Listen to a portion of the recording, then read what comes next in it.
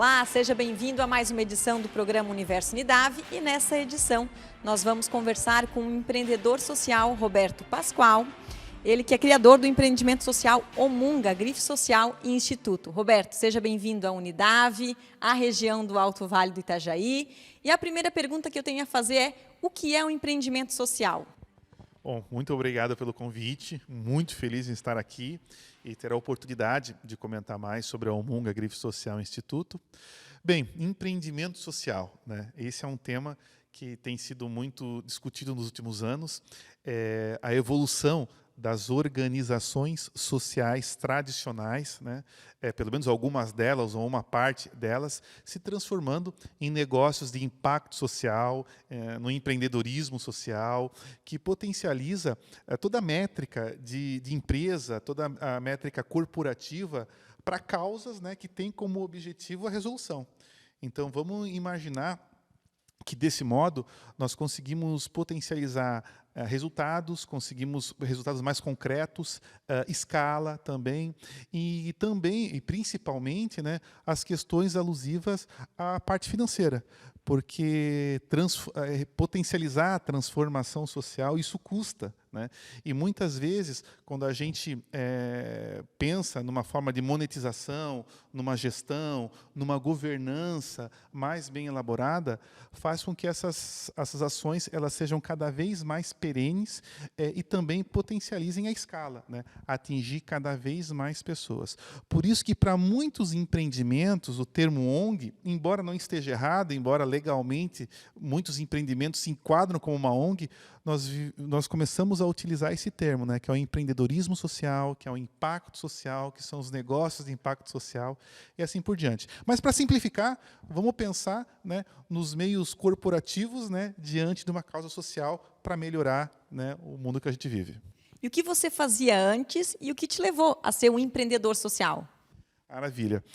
Durante muito tempo, eu trabalhei em comunicação, eu trabalhei com rádios, com agências de propaganda, eu era publicitário, e depois de 10 anos eu senti a necessidade de reinventar a minha carreira, a minha vida, tentar fazer alguma coisa com mais sentido, com mais propósito, com mais significância, com um senso de utilidade para a sociedade, e investi um bom tempo num período sabático. Eu lembro que lá em 2008, 2009, eu fiz o caminho de Santiago de Compostela, né, que é uma caminhada, uma peregrinação de 780 quilômetros, que você literalmente cruza a Espanha, né, um dos caminhos que um dos apóstolos fez, e se tornou uma jornada milenar, né, uma peregrinação milenar.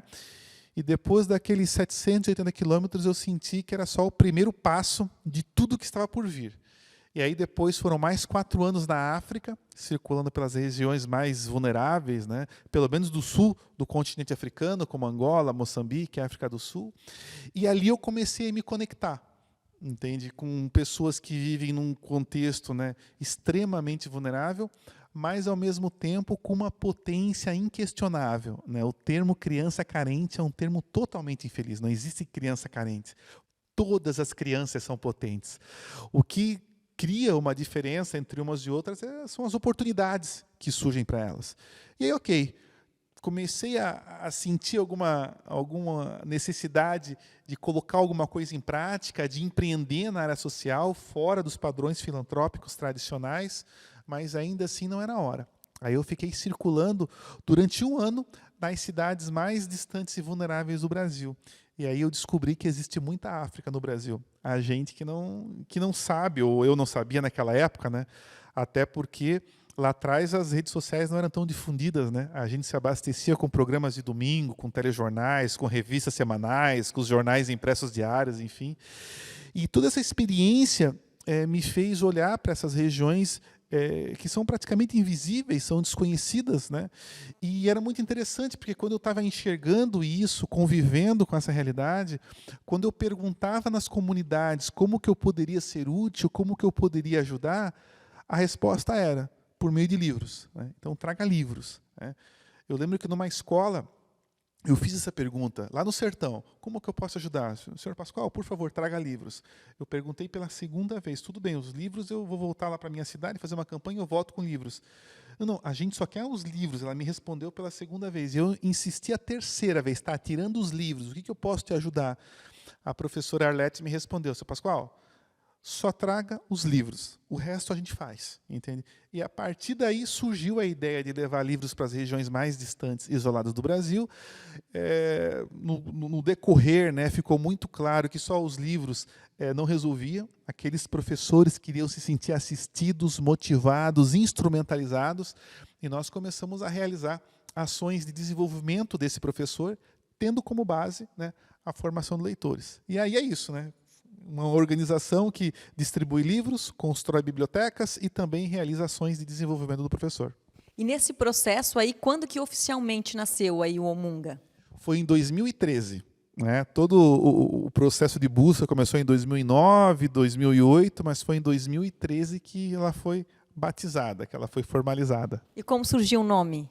Omunga significa unidade, união, conjunto em Umbundo, que é um dialeto africano, um dialeto de Angola.